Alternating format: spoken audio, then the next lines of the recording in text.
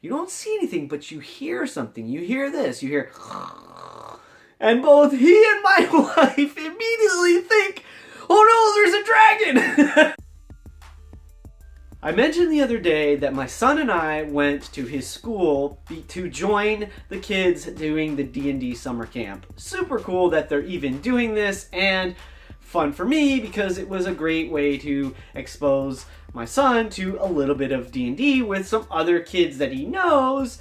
And so today we actually dug into, like, I feel like I really introduced him to D&D. The other day with the other kids, it was sort of like, you know, there was a lot going on and he did participate. However, it was still, he wasn't into the story. It was like he just wanted to roll dice and that was it. And I moved the, miniatures around the table. Today, I had read something on Reddit and got an idea about how to use a battle mat to make it more of a game for him and still be true to like telling a story. And basically I introduced my son to D&D today. That's what I'm trying to say. It was fun and we had a pretty good time of it. I think he was having a good time of it, and I got to see a little bit of his personality, and I know him pretty well, but then again, he's growing. Like every single day he's growing and changing, and so there was some fun stuff. It was super easy. All I did was, we didn't think about a character sheet or anything like that. I just gave him some basic stuff, let him know like he had this idea before for this character named Axe, who obviously uses an axe. And so I say, okay, he's got a battle axe and he's got 2 hand axes. And you are the local town hero, and there's a farmer that has come to you and said, help, my daughter said her puppy went running into a cave and she's too afraid to go get it. Can you please help us and go get the dog back and save her dog? And of course, Axe is the hero, so he's gonna go and do this. Well, when he gets to the cave, he finds that there is a goblin standing guard at the entrance of the cave. So he deals with this sentry by throwing his axe and missing and having the spear thrown at him and taking a little bit of damage. And as we were going and developing this story, I was just making stuff up as we go in a lot of ways. I had an idea about what would happen and so forth, but I said, okay, so you're gonna the first time he rolled an attack, I said, okay, you're gonna try to attack. I said, roll these dice. I had him roll 4d6, like he was actually rolling a stat for his strength or whatever. And I used that to modify his strength and his also his hit points. So he rolled really well. He rolled 2 6s, a 4, and I forget what the fourth one was because I basically dropped that and said, okay, he rolled a 16. So let's say that his 2 highest scores are 16, strength and constitution.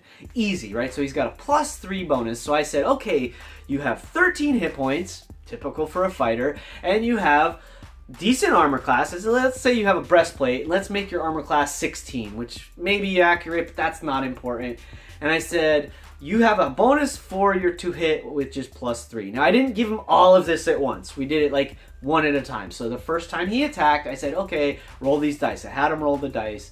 And I said, okay, so this means you have this many hit points, and this is what you get to attack bonus. So he rolled his attack, and he missed. I think he rolled like a 5 or something for his first attack roll. So his first axe goes whipping through the air and clangs against the rock, and the goblin looks at it and says, ah! And they both had the same initiative. They both rolled like 6s or something like that. So they tied initiative. And I said, oh, he throws his spear at you at the same moment.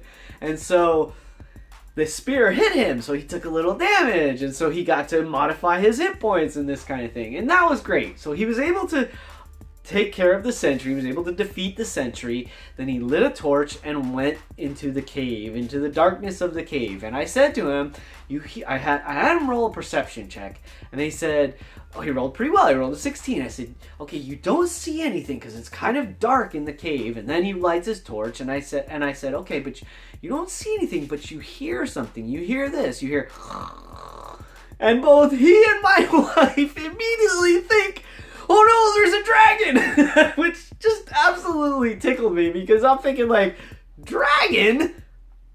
I guess my snoring sounds like a dragon. Okay, I didn't say anything to them. I just let them roll with that. I'm like, okay, cool.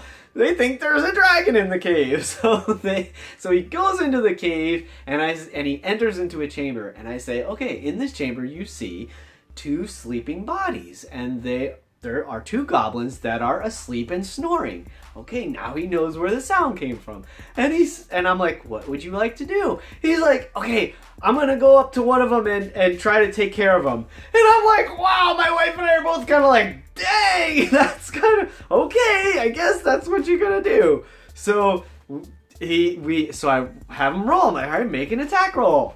And he rolls a 1. So his first attack was awesome. Like, outside the cave he did just fine. His first roll here is a 1. Oh, what a great way to enter this. So I said, okay, you sneak over and you try to attack them, but you slip and your axe goes clattering around and clang, clang, clang off the walls, and you wake up the 2 goblins. And so now they're awake, we're rolling initiative, and he is able to defeat the first goblin quickly.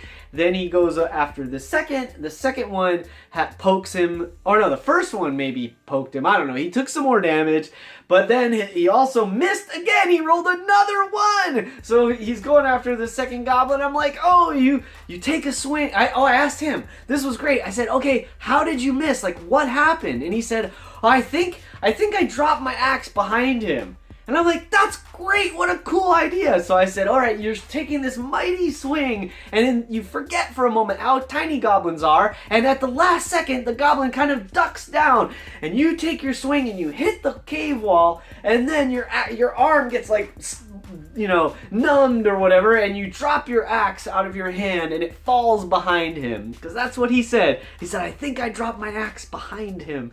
I'm like, that's cool. So he takes a swing, he takes his hand axe off of his hip, and he takes another swing because the goblin missed. The goblin's spear went, you know, careening off of his breastplate, and then he takes a chop into the arm of the goblin, but the goblin's wounded, but he's still alive, and he says, oh, please don't hurt me, please don't hurt me. And then my son is like, I'm gonna kill him, and my wife and I are like, whoa, wait a minute, dude, you don't have to do that. And so it's great. We're getting this opportunity to help him like start to understand morality. Like, somebody's defenseless and helpless and asking for mercy. And we sort of made a little bit of a joke about it, like axe the merciless or something, right? But he got it. He's such a fast learner, and he got it. He said, okay, I'm gonna ask him where the dog is. And I'm like, yes, you get it. That's awesome. And I said, okay, the goblin says, he says, oh, wait, you mean the little brown dog that came in earlier? Yes, that's it. I said, oh, I think the boss has it, but I think he's gonna eat it. So create a little tension, create a little bit of moment of like, this is gonna, oh wait, of course, there's no way that's ever gonna happen. I'm not gonna torment my son. There's no way he's not gonna save this dog, right? Absolutely, he's going to get to save the dog. And I wanted to feel like it's an adventure. I wanted to feel like he's being challenged and so forth. And so we had so much fun, and that's where the goblin's like, oh, the boss is that way. And that's sort of where we left things for the moment. So tomorrow, because he was getting like really into it, and we just kind of like, okay, cool. We played for, I don't know, half an hour, 45 minutes or something, if that long. And I said, okay, let's see what happens tomorrow. And so that's kind of where we left things off. So man, I just had so much fun with this. I encourage you, if you have children, to think about like a way to just gently and easily introduce this passion that we love to them. And of course, keep it kid friendly and all that. There's a great resource that I haven't had a chance to look into, and I'm going to. So once I have, I'll share my thoughts with you. And they are the ABCs of D&D and the 1, 2, 3s of D&D. And I've heard they're pretty awesome. I'll check these 2 books out and tell you what I think. I'm looking forward to tomorrow because I think he and I are going to try playing again a little bit more tomorrow. Maybe he's going to find a bugbear or a hobgoblin boss that has a magic axe. And so we'll see how that goes. I'm looking forward to that. I'll tell you how it goes once we've completed that his first quest, I guess. And speaking of tomorrow, I'll see you then. I hope to see you at a table someday, and keep rolling 20s till then. Remembering, it's your game. Play your way.